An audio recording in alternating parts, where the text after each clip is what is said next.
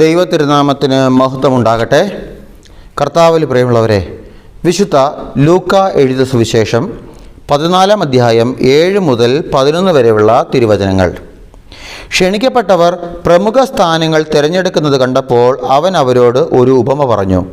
ആരെങ്കിലും നിന്നെ ഒരു കല്യാണ വിരുന്നിന് ക്ഷണിച്ചാൽ പ്രമുഖ സ്ഥാനത്ത് കയറിയിരിക്കരുത്. ഒരുപക്ഷെ നിന്നെക്കാൾ ബഹുമാനനായ ഒരാളെ അവൻ ക്ഷണിച്ചിട്ടുണ്ടായിരിക്കും. നിങ്ങളെ രണ്ടുപേരെയും ക്ഷണിച്ചവൻ വന്ന് ഇവന് സ്ഥലം കൊടുക്കുക എന്ന് നിന്നോട് പറയും. അപ്പോൾ നീ ലജ്ജിച്ച് അവസാനത്തെ സ്ഥാനത്ത് പോയിരിക്കും. അതുകൊണ്ട് നീ വിരുന്നിന് ക്ഷണിക്കപ്പെടുമ്പോൾ അവസാനത്തെ സ്ഥാനത്ത് പോയിരിക്കുക. ആതിഥേയൻ വന്ന് നിന്നോട് സ്നേഹിത മുമ്പോട്ട് കയറിയിരിക്കുക എന്ന് പറയും. അപ്പോൾ നിന്നോടുകൂടെ ഭക്ഷണത്തിനിരിക്കുന്ന സകലരുടെ മുൻപാകെ നിനക്ക് മഹത്വമുണ്ടാകും. തന്നെ തന്നെ ഉയർത്തുന്നവൻ താഴ്ത്തപ്പെടും, തന്നെ തന്നെ താഴ്ത്തുന്നവൻ ഉയർത്തപ്പെടും. ദൈവമേ, സ്തുതി നിനക്ക് യോഗ്യമാകുന്നു. ബാറയ്ക്കുമോർ. കർത്താവിൽ പ്രിയമുള്ളവരെ, വിശുദ്ധ ലൂക്ക എഴുതിയ സുവിശേഷം 14 അധ്യായം 7 മുതൽ 11 വരെയുള്ള തിരുവചനമാണ് നമ്മൾ വായിച്ചു കേട്ടത്. ഈ വചനഭാഗത്തിൻ്റെ തലക്കെട്ട് ഇപ്രകാരമാണ് കൊടുത്തിരിക്കുന്നത്: അതിഥിക്കും ആതിഥേയനും ഉപദേശം. ഈ ഉപമ ലൂക്കായുടെ സുവിശേഷത്തിൽ മാത്രം കാണപ്പെടുന്നൊരു ഉപമയാണ്. അപ്പോൾ വചനം ആരംഭിക്കുന്നത് ഇങ്ങനെയാണ്. ലൂക്ക 14:7 ക്ഷണിക്കപ്പെട്ടവർ പ്രമുഖ സ്ഥാനങ്ങൾ തിരഞ്ഞെടുക്കുന്നത് കണ്ടപ്പോൾ അവൻ അവരോട് ഒരു ഉപമ പറഞ്ഞു. അതായത് ഒരു വിരുന്നുശാലയുടെ പശ്ചാത്തലം കാണിച്ചുകൊണ്ടാണ് ഈശോ ഈ ഉപമ പറയുന്നത്. അപ്പോൾ ക്ഷണിക്കപ്പെട്ടവർ പ്രമുഖ സ്ഥാനങ്ങൾ തിരഞ്ഞെടുത്തു എന്ന് പറയുമ്പോൾ നമ്മൾ ഈ യഹൂദരുടെ ഈ വിരുന്നുശാലയിലെ ഇരിപ്പിടങ്ങളുടെ ക്രമീകരണമാണെന്ന് മനസ്സിലാക്കണം. എങ്ങനെയാണ് ഇരിപ്പിടങ്ങൾ ക്രമീകരിക്കുന്നത്? ഈ യഹൂദർ ഭക്ഷണം കഴിക്കുന്ന രീതി, ഈ ഒരു വിരുന്നുശാലയിൽ കടന്നു വന്നിട്ട് അവർ ഭക്ഷണം കഴിക്കുന്നത് എങ്ങനെയാണ്, അതിൻ്റെ രീതിയൊക്കെ അപ്പോഴാണ് നമുക്കിത് മനസ്സിലാവും. അതറിഞ്ഞാലേ. അതായത് യഹൂദരുടെ ഒരു വിരുന്നുശാലയിൽ അവർ ഇരിപ്പിടം ക്രമീകരിക്കുന്നത് റാ ഷേപ്പിലാണ്. നമ്മുടെ മലയാളത്തിലെ റാ എന്നൊരു അക്ഷരമുണ്ടല്ലോ, റാ ഷേപ്പിലാണ് ഇരിപ്പിടം ക്രമീകരിക്കുന്നത്. അപ്പോൾ അതിൻ്റെ ഈ റാ ഷേപ്പിൽ ക്രമീകരിച്ചിരിക്കുന്ന ഇരിപ്പിടത്തിൻ്റെ ഒത്ത നടുക്കത്തെ ഇരിപ്പിടമാണ് ആ ക്ഷണിച്ചവരിൽ ഏറ്റവും പ്രധാനപ്പെട്ട വ്യക്തി ഇരിക്കുന്നത്. അവിടെയാ, മനസ്സിലായോ? അതിൻ്റെ ഒരു അടിയാണ്, ആ നടുക്കിരിക്കണം, മനസ്സിലായോ? അതിൻ്റെ ഒരു ബഹളം അവിടെ കണ്ടത്. ഇനി അങ്ങനെ നടുക്ക് ഇരുന്നുകൊണ്ട് എന്തെങ്കിലും ഗുണമുണ്ടോ? മറ്റ് സ്ഥലങ്ങളിൽ ഇരുന്നാലും ഭക്ഷണം കിട്ടില്ല. കിട്ടും. ഈ ഏറ്റവും പ്രധാനപ്പെട്ട ആളാണ് അതിന് നടുക്കിരിക്കുന്നത്. മറ്റ് വശങ്ങളിലെല്ലാം ഈ ഗ്രേഡ് കുറഞ്ഞ ആളുകളാണ്. അതാണ് അതിൻ്റെ ക്രമീകരണം. ഇനി ഈ നടുക്കിരിക്കുന്ന വ്യക്തിയാണ് എന്ത് ചെയ്യുന്നത്? ഈ അപ്പം മുറിച്ച് ബാക്കി എല്ലാവർക്കും വിളമ്പുന്നത്. നമ്മൾ യേശുവിൻ്റെ അന്ത്യത്താഴത്തിൻ്റെ ചിത്രം ഒന്ന് കൊണ്ടുവരാം. യേശുവിൻ്റെ അന്ത്യത്താഴത്തിൻ്റെ ചിത്രത്തിൽ നടുക്കിയിരിക്കുന്നത് ആരാ? ഈശോയാ. കാരണം ഏറ്റവും പ്രധാനപ്പെട്ട വ്യക്തി ആരാ? ഈശോ, അല്ലേ? അപ്പോൾ ഈശോ നടുക്കിയിരിക്കുന്നു, സ്ലീഹന്മാരെല്ലാം 2 വശങ്ങളിലായിട്ടിരിക്കുന്നു, ഇല്ലേ? ആരാണ് അപ്പം മുറിച്ച് കൊടുത്തത്? ഈശോയാ, അല്ലേ? കാരണം പ്രധാനപ്പെട്ട വ്യക്തിയാണ് അപ്പം മുറിച്ച് കൊടുക്കുന്നത്. അതിനാണ് ഇവിടെ സംഭവിക്കുന്നത്, മനസ്സിലായോ? ആ ഒരു പശ്ചാത്തലമാണ്. അപ്പോൾ ഈ പ്രധാനപ്പെട്ട വ്യക്തി ഈ അപ്പം മുറിച്ച് കൊടുക്കും. അതാണ് ആ വ്യക്തിയുടെ ചുമതലയാണ്. ഇനി ഈ അപ്പം മുറിച്ച് കൊടുക്കുമ്പോൾ സമൂഹത്തിൽ അദ്ദേഹത്തിൻ്റെ ഒരു സ്ഥാനം ഉയർത്തിക്കാട്ടുകയാണ്, മനസ്സിലായോ? അപ്പോൾ സമൂഹത്തിലെ തൻ്റെ സ്ഥാനം ഉയർത്തി കാണിക്കാൻ മനുഷ്യൻ പെടാപ്പെടുന്നത് കണ്ടപ്പോഴാണ് ഈശോ പറഞ്ഞത്, നീ ഒരിക്കലും പ്രമുഖ സ്ഥാനത്തിരിക്കരുത്. മനസ്സിലായോ? അതാണ്. അപ്പം എൻ്റെ മക്കളെ, കാരണം എന്താണെന്നറിയോ? അതെന്ന് പറയുന്നത് ലോകം വെച്ച് നീട്ടുന്ന ഒരു സ്ഥാനമാണ് അത്. ഈശോ ഇതിനു മുൻപും ഇതിനെ വിമർശിക്കുന്നുണ്ട്. ഇപ്പം മത്തായി ശ്ലീഹയുടെ സുവിശേഷം 23 അധ്യായം 5, 6, 7 വാക്യങ്ങൾ നമ്മൾ പരിശോധിച്ചാൽ അവിടെ ഫരിസേയരും നിയമജ്ഞരും അവരെ കണ്ടുകൊണ്ട് ഈശോ പറയാണ്, മറ്റുള്ളവർ കാണുന്നതിന് വേണ്ടിയാണ് അവർ തങ്ങളുടെ പ്രവൃത്തികളെല്ലാം ചെയ്യുന്നത്. അവർ തങ്ങളുടെ നെറ്റിപ്പട്ടകൾക്ക് വീതിയും വസ്ത്രത്തിൻ്റെ തൊങ്ങലുകൾക്ക് നീളവും കൂട്ടുന്നു. വിരുന്നുകളിൽ പ്രമുഖ സ്ഥാനവും സിനഗോഗുകളിൽ പ്രധാന പീഠവും നഗരവേദികളിൽ അഭിവാദനവും ഇഷ്ടപ്പെടുന്നു. റബ്ബി എന്ന് സംബോധന ചെയ്യപ്പെടാനും അവർ ആഗ്രഹിക്കുന്നു. കണ്ടോ? അപ്പോൾ ഇതിനു മുമ്പ് ഈശോ ഇതിനെ വിമർശിച്ചു. അതായത് ഈ ലോകത്തിൻ്റെ മുൻപിൽ തങ്ങളുടെ സ്ഥാനം കാണിക്കാൻ, മനുഷ്യരുടെ മുൻപിൽ തങ്ങളുടെ പദവി കാണിക്കാൻ, മനുഷ്യരിൽ നിന്ന് പ്രശംസ പിടിച്ചു പറ്റാൻ ഈ നിയമജ്ഞരും ഫരിസേയരും അല്ലെങ്കിൽ യഹൂദ പ്രമാണികൾ അവർ ഇങ്ങനെ തിടുക്കം കൂട്ടുമ്പോൾ അതിനെ യേശു കാണുമ്പോഴൊക്കെ വിമർശിക്കുന്നുണ്ട്. കാരണം ഈശോ ആഗ്രഹിക്കുന്നില്ല ഒരു ദൈവ പൈതൽ ലോകത്തിൻ്റെ സ്ഥാനമാനങ്ങൾക്ക് വേണ്ടി ഓടണമെന്ന് ഒരു ഈശോ ഒരിക്കലും ആഗ്രഹിക്കുന്നില്ല. ലോകത്തിലെ മനുഷ്യർ വെച്ച് നീട്ടുന്ന ചില സുഖസമ്പത്തിന് വേണ്ടി, ചില നല്ല പൊള്ളയായ ചില നല്ല വാക്കുകൾക്ക് വേണ്ടി മനുഷ്യൻ ചെവി ഓർത്തിരിക്കണം എന്ന് ഈശോ ഒരിക്കലും ആഗ്രഹിക്കുന്നില്ല. ഈശോ പിന്നെന്താ ആഗ്രഹിക്കുന്നത്? ഈശോ ആഗ്രഹിക്കുന്നത് ദൈവത്തിൻ്റെ കരങ്ങളിൽ നിന്ന് ലഭിക്കുന്ന നന്മകളെ ഇരു കൈയിൽ നീട്ടി സ്വീകരിക്കാനാണ് ഈശോ ആഗ്രഹിക്കുന്നത്. ലോകരാജ്യം തരുന്ന പേരിലല്ല, സ്വർഗരാജ്യം തരുന്ന പേരിൽ സന്തോഷിക്കാനാണ് ഈശോ ആഗ്രഹിക്കുന്നത്. അതുകൊണ്ടാണ് 72 അറിയിപ്പുകാരെ ഈശോ സുവിശേഷം പറയാൻ വിട്ടിട്ട് അവർ തിരിച്ചു വന്ന് അവർ പറയുന്നുണ്ട്, നിൻ്റെ നാമത്തിൽ പിശാചുകൾ പോലും ഞങ്ങൾ കീഴ്പ്പെടുന്നു എന്ന് പറഞ്ഞപ്പോൾ ഈശോ എന്താ പറഞ്ഞത്? ഈശോ പറഞ്ഞത്, പിശാചുകൾ നിങ്ങൾക്ക് കീഴടങ്ങുന്നു എന്നതിൽ നിങ്ങൾ സന്തോഷിക്കരുത്, പിന്നെയോ നിങ്ങളുടെ പേരുകൾ സ്വർഗരാജ്യത്തിൽ എഴുതിയിരിക്കുന്നു എന്നതിൽ സന്തോഷിക്കും. അതായത് ഉയരങ്ങളിൽ ഉള്ള നന്മയെ പ്രതി ഒരു മനുഷ്യൻ സന്തോഷിക്കണം, ക്രിസ്ത്യാനി സന്തോഷിക്കണം. അതാണ് ഈശോ എന്നിൽ നിന്നും നിന്നിൽ നിന്നും ആഗ്രഹിക്കുന്നത്. മനസ്സിലായോ? അല്ലാതെ മനുഷ്യൻ തരുന്ന പേരിനും പ്രശസ്തിക്കും വേണ്ടിയിട്ട് മക്കളെ നമ്മൾ ഒരിക്കലും പോകരുത്. 1 യോഹന്നാൻ 2:15 പറയുന്നുണ്ട്, ലോകത്തെയോ ലോകത്തിലുള്ള വസ്തുക്കളെയോ നിങ്ങൾ സ്നേഹിക്കരുത്. ആരെങ്കിലും ലോകത്തെ സ്നേഹിച്ചാൽ പിതാവിൻ്റെ സ്നേഹം അവനിൽ ഉണ്ടായിരിക്കില്ല. കണ്ടോ? അതായത് പിതാവിൻ്റെ സ്നേഹം അവനിൽ ഉണ്ടായിരിക്കില്ല. ആരിൽ? ഈ ലോകത്തെയോ ലോകത്തിലെ വസ്തുക്കളെയോ സ്നേഹിക്കുന്നവർ. അതായത് ഉദാഹരണം പറഞ്ഞു, ഇപ്പം ഞാൻ പറഞ്ഞുതരാം. ഞാൻ ഈ ലോകത്തിലെ മനുഷ്യരുടെ മുമ്പിൽ എൻ്റെ പൗരോഹിത്യ ശുശ്രൂഷ ചെയ്യുമ്പോൾ എൻ്റെ ശുശ്രൂഷ കണ്ടിട്ട് എൻ്റെ ഇടവകയിലെ ജനം എന്നോട് പറയുകയാണ്, അച്ഛൻ ഇതിനു മുമ്പ് ഇരുന്ന അച്ഛന്മാരെക്കാളും നല്ല ശുശ്രൂഷ അച്ഛൻ വന്നപ്പോഴാണ് കിട്ടിയതെന്ന്. അങ്ങനെ ജനം പറയുമ്പോൾ ഞാനിത് കേട്ടിട്ട് എൻ്റെ ഉള്ളിൽ ഞാൻ എന്നെ തന്നെ അങ്ങ് വലിയവനാക്കി കഴിഞ്ഞാൽ എന്താ സംഭവിക്കുന്നറിയാമോ? പിന്നെ ഈ പിതാവായ ദൈവത്തിൻ്റെ സ്നേഹം എന്നിൽ വരില്ല. കാരണം എന്താണെന്നറിയാമോ? കാരണം വേറൊന്നുമില്ല, ഈ ലോകത്തിൽ നിന്ന് എനിക്ക് കിട്ടേണ്ടത് കിട്ടി, ഈ ലോകത്തിൻ്റെ പ്രശംസ എനിക്ക് കിട്ടി. ഇനി എന്തിനാ എനിക്ക് സ്വർഗത്തിൻ്റെ പ്രശംസ? മനസ്സിലായോ? എനിക്ക് കിട്ടിയല്ലോ, കിട്ടി. എനിക്ക് ലഭിക്കേണ്ടത് പ്രശംസയായിരുന്നു, അംഗീകാരമായിരുന്നു. അതെനിക്ക് കിട്ടി. എവിടുന്നാ? ഈ ലോകത്തിൽ നിന്ന് കിട്ടി. അപ്പോൾ ലോകത്തിൽ നിന്ന് കിട്ടിയ സ്ഥിതിക്ക് പിന്നെ ദൈവം ആഗ്രഹിക്കും, ഇനി എന്തിനാ ഞാൻ കൊടുക്കുന്നേ? അവന് കിട്ടിയല്ലോ, ഇനി എന്തിനാ ഞാൻ കൊടുക്കുന്നേ? അപ്പോൾ എന്ത് ചെയ്യും? അപ്പോൾ ആ സ്നേഹം, പിതാവിൻ്റെ സ്നേഹം കിട്ടില്ല. അതാണ് വചനം എഴുതി വെക്കുന്നത്, അവനിൽ പിതാവിൻ്റെ സ്നേഹം അവനിൽ ഉണ്ടായിരിക്കില്ല, ലഭിക്കില്ല. അതാണ് മറ്റൊരർത്ഥം, ലഭിക്കില്ല.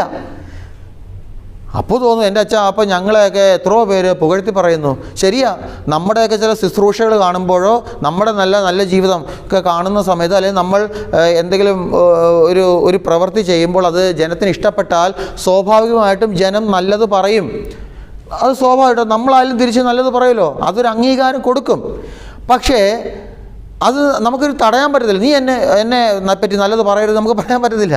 അത് നമ്മളെപ്പറ്റി, നമ്മളെ ശുശ്രൂഷ നല്ലത് കണ്ട ആൾക്കാർ നമ്മളെപ്പറ്റി നല്ലത് പറയും. ഇത് ഞാൻ ദൈവമഹത്വത്തിലേക്ക് മാറ്റി വെക്കണം. എങ്ങനെയാണെന്നറിയാമോ? അത് ഈശോ തന്നെ പറയുന്നുണ്ട്, ഞങ്ങൾ പ്രയോജനമില്ലാത്ത ദാസന്മാരാണ്, കടമ നിർവഹിച്ചതേ ഉള്ളൂ. ലൂക്ക 17:10 വചനം പറയുന്നുണ്ട്. മനസ്സിലായി? കൽപ്പിച്ചതെല്ലാം നിങ്ങൾ ചെയ്തിട്ട് ഇങ്ങനെ പറയണം, എന്താ? ഞങ്ങൾ പ്രയോജനമില്ലാത്ത ദാസന്മാരാണ്, ഞങ്ങൾ കടമ നിർവഹിച്ചതേ ഉള്ളൂ. കർത്താവേ, നീയാണ് എല്ലാറ്റിൻ്റെയും പിന്നിലെ ശക്തി. ഇത് പറയാൻ കഴിയണം. മനുഷ്യർ നമ്മളെപ്പറ്റി പ്രശംസിക്കും മക്കളെ. നമ്മളെല്ലാവരെ പറ്റി, നമ്മൾ എന്ത് പ്രവൃത്തി ചെയ്താലും മനുഷ്യർ നമ്മളെപ്പറ്റി നല്ല വാക്കുകൾ പറയും. പക്ഷെ അത് കേട്ടിട്ട് എൻ്റെ ഉള്ളിൽ ഒരു വലിപ്പം ആകരുത്. ഞാനെന്ന ഒരു വലിപ്പത്തെ സൃഷ്ടിക്കരുത്. ദൈവത്തിന് സ്ഥാനം കൊടുക്കണം. ഒന്നാം സ്ഥാനം ദൈവത്തിന് കൊടുക്കണം. 10 കൽപ്പനയിൽ ഒന്നാമത്തെ കൽപ്പന എന്താ? ഞാനല്ലാതെ മറ്റൊരു ദൈവം നിനക്കുണ്ടാകരുത് എന്ന് പറയുമ്പോൾ ഞാൻ എന്നെ തന്നെ വലിയവനായിട്ട് പ്രതിഷ്ഠിച്ച് കഴിഞ്ഞാൽ അത് 1-ാം പ്രമാണ ലംഘനമാണ്. ദൈവകൽപ്പനയ്ക്ക് എതിരായിട്ട് ഞാൻ നിൽക്കുകയാണ്. ദൈവത്തിന് കൊടുക്കേണ്ട സ്ഥാനം ദൈവത്തിന് കൊടുക്കാതെ ഞാൻ എന്നെ തന്നെ ദൈവമാക്കി മാറ്റുകയാണ്. അങ്ങനെയാ അതുകൊണ്ടാണ് അത് അപകടമാണ്. അത് ഒഴിവാക്കാൻ വേണ്ടിയാണ് ഈശോ പറയുന്നത് എന്ത്? ലോകത്തിലെ വസ്തുക്കളുടെ പിന്നാലെ നീ പോകരുത്, പ്രമുഖ സ്ഥാനം നീ എടുക്കരുത്. മനുഷ്യൻ്റെ നല്ല വാക്കുകൾ, പൊള്ളയായ ചില നല്ല വാക്കുകൾ കേട്ടുകൊണ്ട് അതിനെ കണ്ട് അതിനെ വിലയുള്ളതായി നീ കാണരുത്. ഈശോ അതാണ് മക്കളെ ആഗ്രഹിക്കുന്നത്. ലോകത്തിനെതിരായിട്ട് നിൽക്കണം. ഈ ക്രിസ്ത്യാനി ജീവിക്കേണ്ടത് ലോകത്തിനെതിരായിട്ട്, ലോകത്തിൻ്റെ ഒഴുക്കിനൊത്തല്ല, ലോകത്തിൻ്റെ ഒഴുക്കിന് എതിരായിട്ട് നീന്തി ജീവിക്കണം. അതാണ് ക്രിസ്ത്യാനി ഈശോ നമ്മളിൽ നിന്ന് ആഗ്രഹിക്കുന്നത്. അതുകൊണ്ട് കൊളോസസ് 3:2 വചനം പറയുന്നുണ്ട്, ഭൂമിയിലുള്ള വസ്തുക്കളില്ല, പ്രത്യുത ഉന്നതത്തിലുള്ളവയിൽ ശ്രദ്ധിക്കുവിൻ. മനസ്സിലായോ? ഭൂമിയിലുള്ള വസ്തുക്കളിലല്ല, പിന്നെയോ ഉന്നതത്തിലുള്ളവയിൽ ശ്രദ്ധിക്കുക. എന്താണ് ഈ ഉന്നതത്തിലുള്ള? ദൈവരാജ്യം തന്നെ. അതായത് ലോകരാജ്യമുണ്ട്, ദൈവരാജ്യമുണ്ട്. ഈ ലോകരാജ്യത്തെ നമ്മൾ ഉപേക്ഷിക്കണം, ദൈവരാജ്യത്തിലേക്ക് നമ്മൾ നോക്കണം. മനസ്സിലായോ? അതാ കൊളോസോസ് ലേഖനത്തിലൂടെ പൗലോസ് ലേഖനം പറയുന്നത്, ഉന്നതത്തിലുള്ളവയിലേക്ക് നോക്കണം. അങ്ങനെ നീ ദൈവരാജ്യത്തിലേക്ക് നോക്കുമ്പോൾ ദൈവരാജ്യം നിനക്ക് തരുന്ന ചില നന്മകളുണ്ട്. അതാണ് റോമർ 14:17 കാണുന്നത്. റോമർ 14:17 പറയുകയാണ്, കാരണം ദൈവരാജ്യം എന്നാൽ ഭക്ഷണവും പാനീയവും അല്ല, പ്രത്യുത നീതിയും സമാധാനവും പരിശുദ്ധാത്മാവിലുള്ള സന്തോഷമാണ്. അതായത് ഈ ലോകരാജ്യത്തിലേക്ക് ഒരു വ്യക്തി നോക്കുമ്പോൾ അവൻ പാപത്തിൽ വീഴും. ലോകരാജ്യത്തിലേക്ക് ഒരു വ്യക്തി നോക്കുമ്പോൾ അവൻ്റെ ജീവിതം നരകത്തിലേക്ക് എത്തപ്പെടും. ലോകരാജ്യത്തിലേക്ക് ഒരു വ്യക്തി നോക്കി ജീവിക്കുമ്പോൾ അവൻ്റെ ജീവിതം അപകടത്തിലേക്കും അധംപതനത്തിലേക്കും അവൻ്റെ ജീവിതം എത്തപ്പെടും. എന്നാൽ അതിന് നേരെ കൗണ്ടർ വിപരീതമായ ദൈവരാജ്യത്തിലേക്ക് ഒരു വ്യക്തി നോക്കുമ്പോൾ, ദൈവരാജ്യത്തിലേക്ക് നോക്കുന്ന വ്യക്തിയിലേക്ക് ദൈവരാജ്യം തരുന്ന സ്വഭാവമാണ് എന്ത്? നീതിയും സമാധാനവും പരിശുദ്ധാത്മാവിലുള്ള സന്തോഷവും. നീ ചിന്തിക്കണം, എനിക്ക് ഏതാണ് വേണ്ടത്? എനിക്ക് ഈ ലോകത്തിൽ നോക്കി പാപത്തിൽ പെട്ട് ജീവിച്ചാൽ മതിയോ, അതോ ദൈവരാജ്യത്തിലേക്ക് നോക്കി ഈ സ്നേഹത്തിലും സമാധാനത്തിലും പരിശുദ്ധാത്മാവിനുള്ള സന്തോഷത്തിലും ജീവിച്ചാൽ മതിയോ? എനിക്ക് ഏതാണ് വേണ്ടത്? ഒരു കൂനിയായ സ്ത്രീയെ ഈശോ സുഖപ്പെടുത്തുന്ന ഒരു സംഭവമുണ്ട്, ബൈബിളിലുണ്ട്. കൂന് ബാധിച്ച അവൾ അന്ന് അവരെ നോക്കിയത് താഴോട്ടാണ്, ലോകത്തിലേക്കാണ്, തന്നിലേക്കാണ് നോക്കിയത്.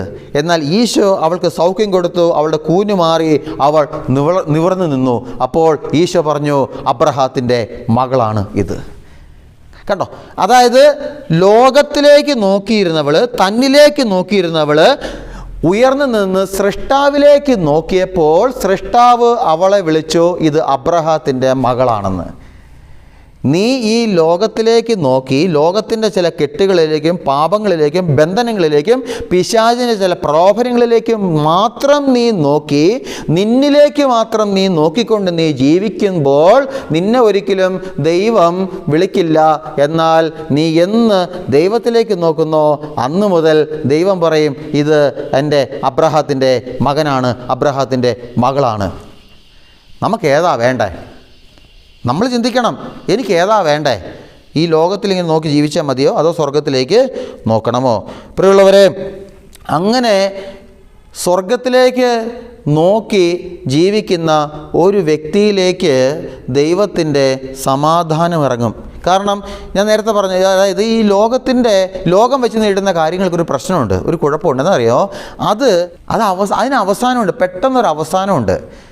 ഉദാഹരണം പറഞ്ഞാൽ, ഇപ്പോൾ എനിക്ക് ഒരു 50,000 രൂപ എനിക്ക് കിട്ടി, ലോട്ടറി അടിച്ചെന്ന് വെച്ചോ. ഒരു 50,000 രൂപ ലോട്ടറി അടിച്ചാൽ ഈ 50,000 രൂപ തീരുന്നവരെ എന്നിൽ സന്തോഷം ഉണ്ടാകും.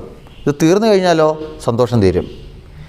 അതേപോലെ തന്നെ പ്രിയമുള്ളവരെ, നിങ്ങൾ ശ്രദ്ധിക്കേണ്ട കാര്യം ഇതാണ്. ഈ ലോകത്തിലെ മനുഷ്യർക്കൊരു മറ്റൊരു കുഴപ്പം എന്താണെന്നറിയാമോ? ഇന്നൊരാളെ പൊക്കിക്കൊണ്ട് കിടക്കും. ഇന്നൊരാളെ എടുത്തു പൊക്കി ആഘോഷമായിട്ട് കൊണ്ടു നടക്കും. നാളെ മറ്റൊരാൾ പൊങ്ങി വരുമ്പോൾ ഇപ്പോൾ എടുത്തിരിക്കുന്നവനെ താഴെ കളഞ്ഞിട്ട് അടുത്തവനെ പൊക്കിക്കൊണ്ട് നടക്കും, മറ്റവനെ. അതാണ് ഈ ലോകത്തിലെ മനുഷ്യൻ്റെ കുഴപ്പം. മനസ്സിലാവുന്നുണ്ടോ? ഇപ്പോൾ ഇന്ന് നിന്നെ അങ്ങ് ഉയർത്തിക്കൊണ്ട് നടക്കുകയെന്ന് വെച്ചോ. നമ്മൾ കാണുന്നില്ല എൻ്റെ മക്കളെ, എത്രയോ രാഷ്ട്രീയ പ്രമുഖർ, എത്രയോ സിനിമാ നടന്മാരും നടിമാരും, ഇന്ന് അവരൊക്കെ എവിടാ? എത്രയോ കായിക മേഖലയിൽ പ്രാഗൽഭ്യം തെളിയിച്ചവരൊക്കെ, അവരൊക്കെ ഇന്ന് എവിടെയാ? ഒരു കാലത്ത് അവരൊക്കെ സൂപ്പർ സ്റ്റാർസ് ആയിരുന്നു. ലോകത്തിന് മുൻപിൽ, മനുഷ്യരുടെ മുമ്പിലൊക്കെ അവരൊക്കെ സൂപ്പർ സ്റ്റാർസ് ആയിരുന്നു. ഇന്ന് അടുത്ത ആൾക്കാർ ഉയർന്നെഴുന്നേറ്റപ്പോൾ പഴയ സൂപ്പർ സ്റ്റാർസൊക്കെ മൂലയ്ക്ക് പോയി, പുതിയ ആൾക്കാരെ ലോകം പൊക്കാൻ തുടങ്ങി. ഇനി എന്ത് സംഭവിക്കുമെന്ന് അറിയാമോ? ഇനി വീണ്ടും അടുത്ത ആൾക്കാർ വരും. ഇത് അവസാനിക്കുന്നില്ലല്ലോ. അടുത്ത ഒരു ജനറേഷൻ വരുമ്പോൾ ഇപ്പോൾ പൊങ്ങിയിരിക്കുന്നവരെയൊക്കെ ജനം താഴ്ത്തി വെക്കും, എന്നിട്ട് അടുത്ത ആൾക്കാരെ വീണ്ടും എടുത്ത് ചുമലി വെക്കും. ഇതാണ് ലോകത്തിൻ്റെ കുഴപ്പം. മനസ്സിലായോ?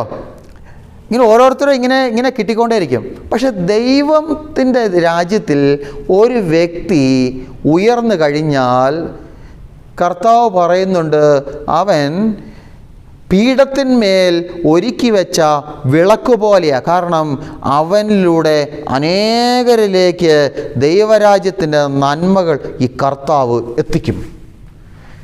നിനക്ക് ഏതാണ്? നീ മനുഷ്യൻ്റെ തോളത്തിരിക്കണോ അതോ ദൈവത്തിൻ്റെ തോളത്ത് നിനക്കിരിക്കണോ? നീ ചിന്തിക്കണം. മനുഷ്യൻ്റെ തോളത്തിരുന്നാൽ അടുത്തൊരാളെ കിട്ടുമ്പോൾ നിന്നെ തട്ടിക്കളയും, അടുത്ത ആളെ കയറ്റും. പക്ഷെ ദൈവത്തിൻ്റെ തോളത്ത് നീ ഇരുന്നാലുണ്ടല്ലോ, നീ പീഠത്തിന്മേൽ ഉയർന്നിരിക്കുന്ന വിളക്ക് പോലെയാണ്. ആ വിളക്ക് അത് എല്ലായിടത്തേക്കും ആ ദൈവരാജ്യത്തിൻ്റെ പ്രകാശം എത്തിക്കും കർത്താവ്. നിന്നെ കർത്താവ് ഉപയോഗിക്കും. നിന്നെ കർത്താവ് അവൻ്റെ ദൈവരാജ്യം വളർത്താൻ വേണ്ടിയുള്ള ഒരു ഉപകരണമാക്കി മാറ്റും. അപ്പോൾ നമുക്ക് ഏതാ വേണ്ടേ? അതുകൊണ്ട് തന്നെ മക്കളെ, നമ്മൾ മനസ്സിലാക്കേണ്ടത് ഈ ലോകത്തിൻ്റെ പോക്കിനൊത്ത് പോകരുത് കേട്ടോ. ദൈവരാജ്യം നമുക്ക് വേണ്ടി ഒരു വലിയൊരു ഒരു രാജ്യം, നല്ല സുന്ദരമായൊരു ദൈവരാജ്യം നിൻ്റെ മുമ്പിൽ ഇങ്ങനെ തുറന്ന് കിടക്കുകയാ. നല്ല പച്ചപ്പുള്ള നല്ല സുന്ദരമായ രാജ്യം നമ്മുടെ മുമ്പിൽ തുറന്ന് കിടക്കുമ്പോഴാണ് ഈ പിന്നെ തൊട്ടാപ്പൊട്ടുന്ന ചില കുമിളകളുടെ പിന്നാലെ നമ്മൾ പോകുന്നത്. അങ്ങനെ പോകരുത് കേട്ടോ. എന്നേക്കും നിലനിൽക്കുന്ന ഒരു സന്തോഷം, അതാണ് ദൈവരാജ്യം തരുന്നത്. നമുക്ക് ആഗ്രഹിക്കാം. രണ്ടാമത് ഈ വചനഭാഗം നമ്മളെ പഠിപ്പിക്കുന്ന ചിന്തയാണ് ലൂക്ക 14:11. തന്നെ ഉയർത്തുന്നവൻ താഴ്ത്തപ്പെടും, തന്നെ താഴ്ത്തുന്നവൻ ഉയർത്തപ്പെടും. മനസ്സിലായോ? തന്നെ ഉയർത്തുന്നവൻ താഴ്ത്തപ്പെടും, തന്നെ താഴ്ത്തുന്നവൻ ഉയർത്തപ്പെടും. അതായത് അഹങ്കാരത്തോടുകൂടെ ഒരു മനുഷ്യൻ ജീവിച്ചാൽ അതിന് അവസാനമുണ്ടാകും.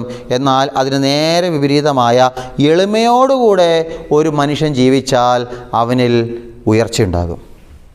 അതായത് ഒരു സിമ്പിൾ ഉദാഹരണം പറയാം. ഇരിക്കുന്നവനെ മാത്രമേ എഴുന്നേൽപ്പിക്കാൻ കഴിയൂ. എൻ്റെ ഒരു ഉദാഹരണമാണ് ഇത്.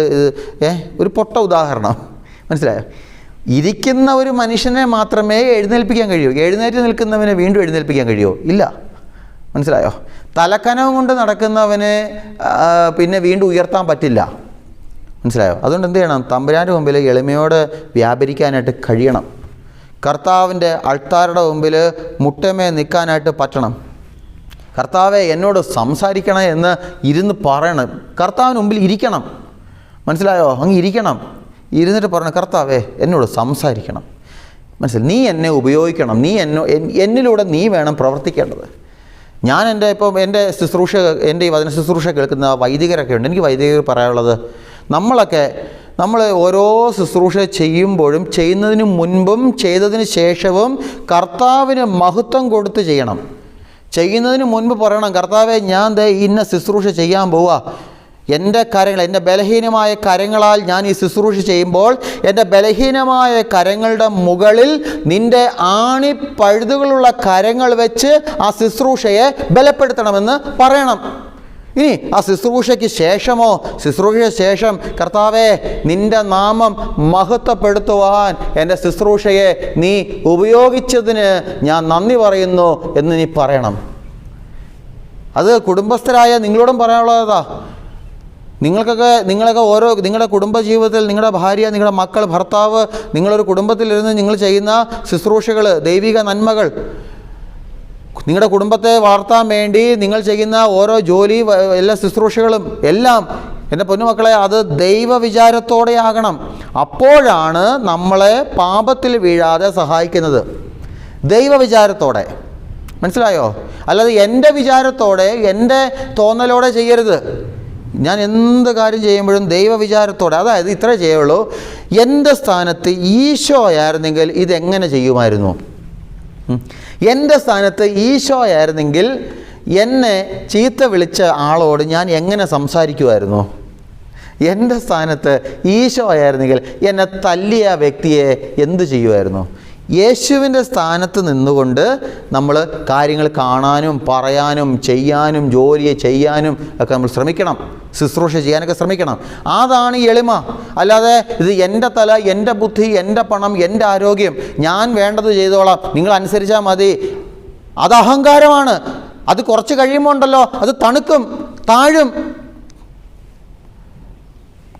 എൻ്റെ പൊന്നുമക്കളെ, അതുകൊണ്ട് എളിമയോടുകൂടെ നമ്മൾ ജീവിക്കണം. മനസ്സിലായോ? വിശുദ്ധ അഗസ്റ്റിൻ ഇപ്രകാരം പറയുന്നുണ്ട്: ക്രൈസ്തവ ജീവിതത്തിലെ ഏറ്റവും പ്രധാനപ്പെട്ട 3 കാര്യങ്ങൾ ഏവ എന്ന് എന്നോട് ചോദിച്ചാൽ ഞാൻ പറയും, ഒന്നാമത്തത് എളിമ, രണ്ടാമത്തതും എളിമ, മൂന്നാമത്തത് എളിമ തന്നെയെന്ന്. കണ്ടോ? അതിനപ്പുറം ഒന്നുമില്ല. ക്രൈസ്തവ ജീവിതത്തിലെ ഏറ്റവും പ്രധാനപ്പെട്ട 3 കാര്യങ്ങൾ എളിമ, എളിമ, എളിമ, വേറൊന്നുമില്ല. മനസ്സിലായോ? അതുകൊണ്ട് നിങ്ങൾ ശ്രദ്ധിക്കുക. ഞാൻ നേരത്തെ പറഞ്ഞ പോലെ ഒരിക്കൽ കൂടെ പറയാം. നിനക്ക് പാപിയായിട്ടാണ് ജീവിക്കാൻ നീ ആഗ്രഹിക്കുന്നെങ്കിൽ നീ അഹങ്കരിച്ചേക്ക്. മനസ്സിലായോ? എന്നാൽ നിനക്ക് വിശുദ്ധനായിട്ടാണ് നീ ജീവിക്കാൻ ആഗ്രഹിക്കുന്നെങ്കിൽ നീ എളിമ കാണിക്കണം. കേട്ടോ?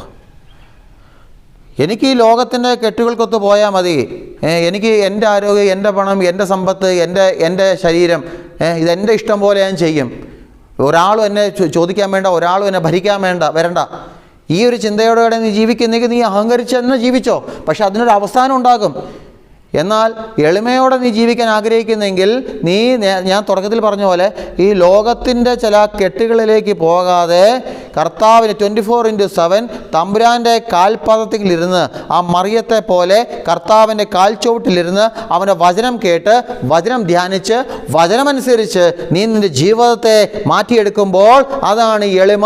അതുവഴി കർത്താവ് നിന്നെ ഉയർത്തും, കർത്താവ് നിന്നോട് സംസാരിക്കും, കർത്താവ് നിന്നെ സ്പർശിക്കും. അപ്പോൾ നമ്മൾ ചിന്തിക്കേണ്ടത് എനിക്കേത് വേണം? മനസ്സിലായോ? 1 തെസ്സലോനിക്ക 4:7 വചനം പറയുന്നുണ്ട്, അശുദ്ധിയിലേക്കല്ല വിശുദ്ധിയിലേക്കാണ് ഞാൻ നിങ്ങളെ വിളിച്ചിരിക്കുന്നത്. കണ്ടോ? അപ്പം എന്നെ പാപത്തിലേക്കല്ല, ഞാൻ പാപത്തിൽ ജീവിച്ചാൽ മതി എന്ന് നീ തീരുമാനമെടുത്താൽ വചനം പറയുന്നുണ്ട്, നിന്നെ പാപത്തിൽ ജീവിക്കാനല്ല ഈശോ ആഗ്രഹിക്കുന്നത്, വിശുദ്ധിയിലേക്ക് ജീവിക്കാനാണ്. അതുകൊണ്ട് നിന്നെ പാപത്തിലേക്ക് നിങ്ങൾ മനസ്സിലാക്കേണ്ടത് എന്താ അറിയോ? അതായത് അഹങ്കാരമാണ് എന്നെ പാപത്തിലേക്ക് എത്തിക്കുന്ന ഏറ്റവും പ്രധാനപ്പെട്ട വാതിൽ. അഹങ്കാരം. എന്നിൽ അഹങ്കാരം വന്നു കഴിഞ്ഞാൽ തൊട്ടടുത്ത നിമിഷം ഞാൻ പാപത്തിൽ വീഴും. മനസ്സിലായോ? ആദ്യ മാതാപിതാക്കന്മാർ പാപത്തിൽ വീണ എന്തുകൊണ്ടാണ്? കൽപ്പന ലംഘനമാണെന്നൊക്കെ പറയുന്നുണ്ട്. കൽപ്പന ലംഘനം തന്നെ. എന്നാൽ അതിനകത്ത് ഒളിഞ്ഞിരിക്കുന്ന മറ്റൊന്നും കൂടെയുണ്ട്. എന്താ? അഹങ്കാരമാണ്. സാത്താൻ പറഞ്ഞ എന്താ?